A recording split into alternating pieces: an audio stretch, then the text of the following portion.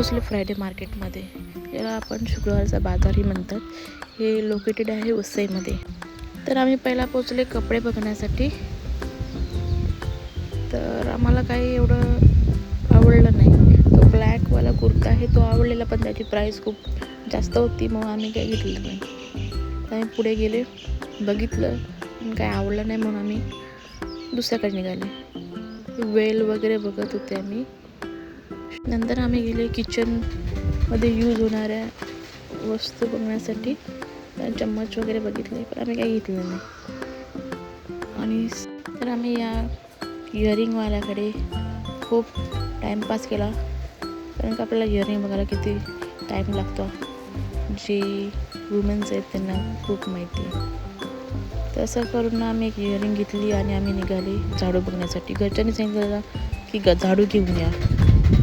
तिथून निघाले आणि आम्ही फ्रूट सेक्शनमध्ये पोचले. ही लिची बघून तर खाण्याचं मन केलं, पण त्याची प्राईस विचारली तर 400 रुपये किलो.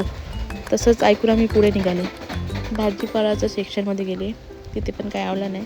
मग आम्ही गेले फायनली स्पेशल आमचं सेक्शन आहे, ते मी तुम्हाला दाखवते पुढे.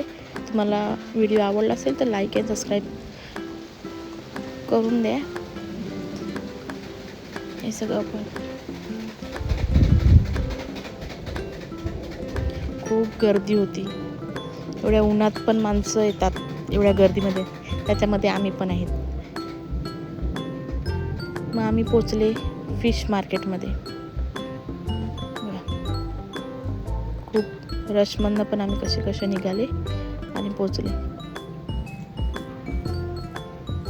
आम्ही इथे तर येतोच बघण्यासाठी काय प्राईस चाललेली आहे फिश वगैरेची. चला, पुढे कोण जातच नाही आहे.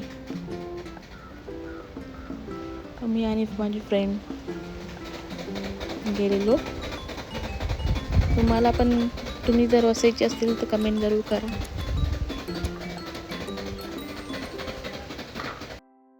मासली बघून घेण्यासारखं वाटलेलं, विचार केला नको राहू दे, घरचे घेऊन येतील. आई फक्त बघायला गेलेले तिथे. नंतर आम्ही पोचले सुक्या मासलीच्या इथे. पावसाळ्यामध्ये भरपूर यूज होते याचं. वसईकरांकडे सगळ्यांकडे हे भरलेलं असते. तर असंच करून आम्ही निघतो. व्हिडिओ आवडला असेल तर लाईक आणि सबस्क्राईब